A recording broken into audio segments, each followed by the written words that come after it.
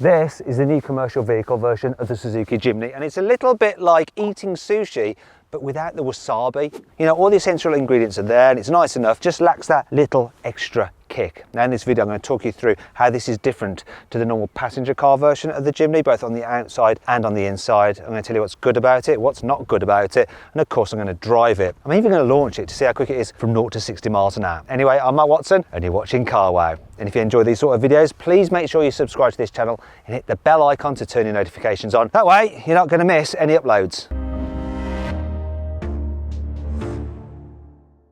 Let's start this video by talking about the design of the commercial vehicle version of the Suzuki Jimny. So it's based on the entry-level passenger car version, the SZ4. You get the same kit on it. You can get it in the same colours, so it's not just in this white, you can get it in black, you can get it in a yellow, blue and silver. But you can't get the stuff that you got on the high-level SZ5. So no LED headlights, just halogens, that's your lot. No alloy wheels, just steelies. No body-coloured door mirrors or handles, they're just black plastic. Same at the back as well. Now, I know a lot of motoring journalists say, well, you know what, the most basic version of the Suzuki Jimny was always the coolest, you know, look, it's just more utilitarian. That's nonsense. They didn't buy one. I bought a Suzuki Jimny and I bought the higher spec SZ5 because you want the mod cons if you're driving it every day. Now, if you want to see my own Suzuki Jimny, I've done a video on it. Click on the pop-out banner up there, follow the link in the description below to go watch that.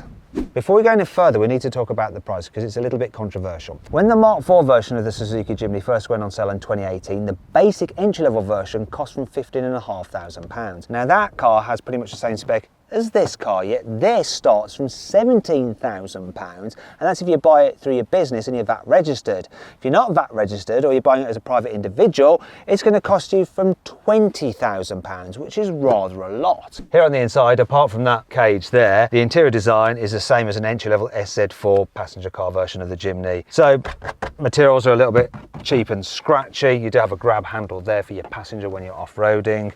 The steering wheel is rubberized rather than leather like in my SZ5 Jimny. Same story with the gear knob as well. The layout's pretty simple, it's all kind of chunky, quite nice, quite cute, quite lovable. However, you got the same Speedo, which I find just hard to read, and it's really odd that in the digital display you don't actually get the Speedo there. It just gives you your average speed over however long you've been driving the car. Weird. It's not the most practical either. So the door bins are really, really narrow. The glove box, look at this, it's an okay size, but it just flops down onto the passenger's knees. You've got your USB port there and your 12-volt socket, and you think, oh, that tray's going to be perfect for my mobile phone, but pretty much every modern mobile phone won't quite fit in there, will constantly fall out and go underneath your clutch, brake or accelerator pedal.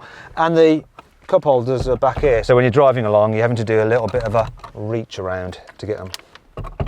One of the bonuses of this van version of the Jimny is that you can carry quite a lot in it. The boot capacity is 836 litres. Reason being, you can actually load it right to the roof because you've got that cage there, so you don't have to worry about if you suddenly brake, all your stuff coming flying through into the driving compartment. Now, another thing that's good about it is this. The opening's nice and wide, so you can fit big items in there. And because it's a square shape, you can actually load it up full of boxes. What you can't do though is carry any rear passengers. Bit annoying. In fact, that brings me on to 5 other annoying things about this Jimny. You'd think that being a commercial vehicle, this would be quite tough, but there's something a bit flimsy about this Jimny. Look at this. When I shut the door, the air pressure change will actually cause the roof to wobble. Watch this. See that? This car is rather uncomfortable, all thanks to this cage. You see, you have 2 options. One is you can sit so far forward that your knees are just bashing off the dash, but that does allow you to recline the seat back. Or you can have comfy knees and uncomfortable back. Great. With a normal commercial vehicle, the back windows are blacked out, but here on this Jimny, no. So people comparing and seeing exactly what you're carrying about with you. Seeing as this commercial vehicle version of the Jimny is basically a cheat for them to get around the emissions regs, so that people who want to buy a Jimny in the first place and could never get one can now have one. It's a shame they haven't fitted it with some more kit. For instance, you can't get the bigger infotainment screen with Android Auto or Apple CarPlay. You don't get the climate control, you just get air conditioning. And there's no heated seats either. There is no spec available on this car at all. It's a bit miserable. Why did they do that? They could have just made it available. Considering this is supposed to be a commercial vehicle, you can't really carry that much in it. The payload is just 150 kilograms. In comparison, the payload of a Toyota Hilux pickup is 1,000 kilos. And if you want to see my full in-depth video review of that truck, click on the pop-out banner up there or follow the link in the description. Thankfully though, it's not all bad. Here's 5 cool things about this commercial vehicle version of the Suzuki Jimny. Most modern small vans are front-wheel drive only, whereas this Suzuki Jimny has a switchable 4-wheel drive system and a low range mode, so you can go proper off-road. So you can deliver your goods in the depths of winter to the hilliest hill in hilly Wales. Being a commercial vehicle means that if you buy this Suzuki Jimny through your business, you don't have to pay VAT on it. It's good, that. Look at this, we've got a big back window and no bulkhead, which means that you can actually see at the back quite easily, which you usually can't do with many other commercial vehicles. Are your feet filthy? Well, if you're worried about treading sheep all over the interior of your Jimny, don't worry, look, you've got rubberized mats, so you can just wash it off quite easily. Let's be honest, not that many people would want a commercial vehicle version of the Suzuki Jimny. However, we should be thankful that it exists. You see, Suzuki had to axe the normal passenger car version of the Jimny because its emissions were too high that they faced fines. But this way, people who didn't get a normal Jimny can still enjoy the Jimny experience, sort of, just in a slightly less enjoyable format.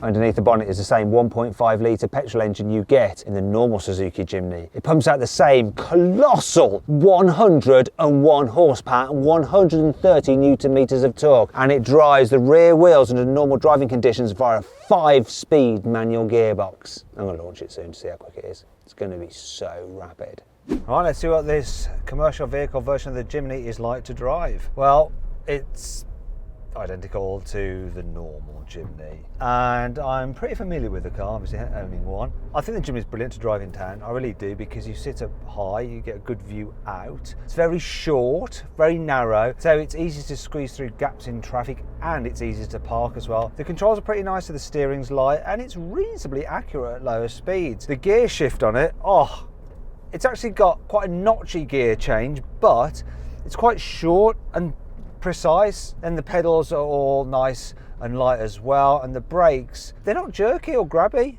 The car doesn't dive too much under braking, so it's all pretty easy to drive about. One thing you do notice though is the fact that it's got a ladder frame chassis and rigid axles. Bumps do send a shimmy through the car. When you're going slowly, it doesn't really matter too much. You get shaken a touch, but it's not enough to put you off it, and the positives far outweigh the negatives when you're just tootling around at lower speeds. Another thing about it is it's got a good turning circle, being so short. It actually has a turning circle of under 10 meters, which is reasonable. It means that if you come to a mini roundabout like I'm approaching now and you need to go around it a couple of times because you're not entirely sure where to go because you haven't got sat-nav in your car because reasons for vans and blah, you can go round and round until you find your way, look.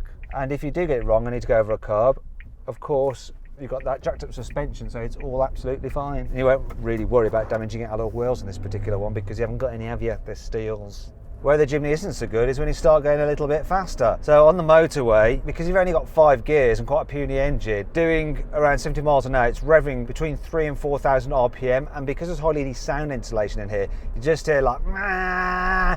It really is pretty tiring.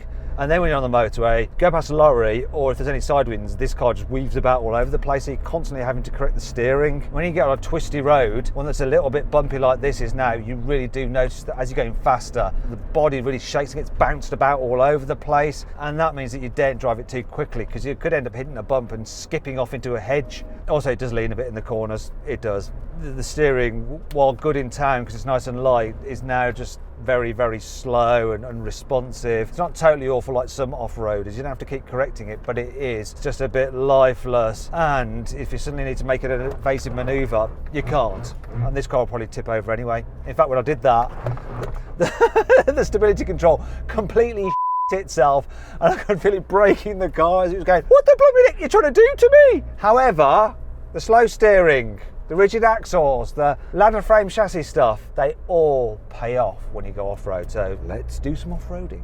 Here we are then, some extreme conditions, not. Do you know what? I've never taken my Jimny in anything as extreme as this. It's not even been off-road mine, and I'm running this one in rear-wheel drive mode and it'll still make it over this. Most people buy Jimnys for fashion anyway. They do nowadays, that's why they're all sold out. Anyhow, if I put this into four-wheel drive and low range mode, this thing is super capable. I've actually had it in a quarry, I've taken it up some slippery steps, I've taken it down like a rock walk, I've taken it on an axle twister, I've even blasted it through this little course where it really showed off its durability and manoeuvrability. It's mental off-road, this thing. Anyway, that's enough of that. Let's do what I actually came here for. You see, I am on an airstrip.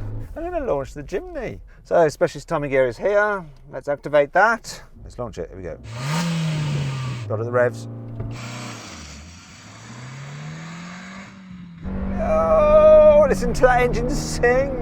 Or should that be scream? 60 in 12.62 seconds. What's the quarter mile going to be? Come on, Jim. 18.81. Oh, who cares? It's not bad going faster than this car. It's got so much personality. It's just great in a weird way. I love it.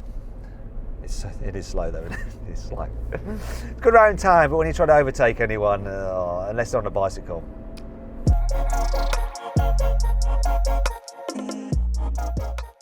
So then, what's my final verdict on this commercial vehicle version of the Suzuki Jimny? Should you avoid it? Should you consider it? Should you shortlist it? Or should you just go right ahead and buy it? Well, I think most people should avoid it because, yeah, it's fairly rubbish on road and there's no creature comforts on this van-based version, nor any back seats at all. However, if you missed the Mark IV Jimny the first time round, this is your only way to get a new one. And even though it is more expensive than the original car was back in 2018, it's cheaper than buying a used Suzuki Jimny because they're fetching over list now. So yeah, do whatever you want. I mean, I'm a bit biased though because I own a Suzuki Jimny, so I love them. Anyway, I hope you all enjoyed the video. If you did, please give it a like. If you didn't, swallow your own tongue. Let me know what you think of this van-based version of the Jimny in the comments below. Click on those windows there for some more videos, and on that box there for a special surprise.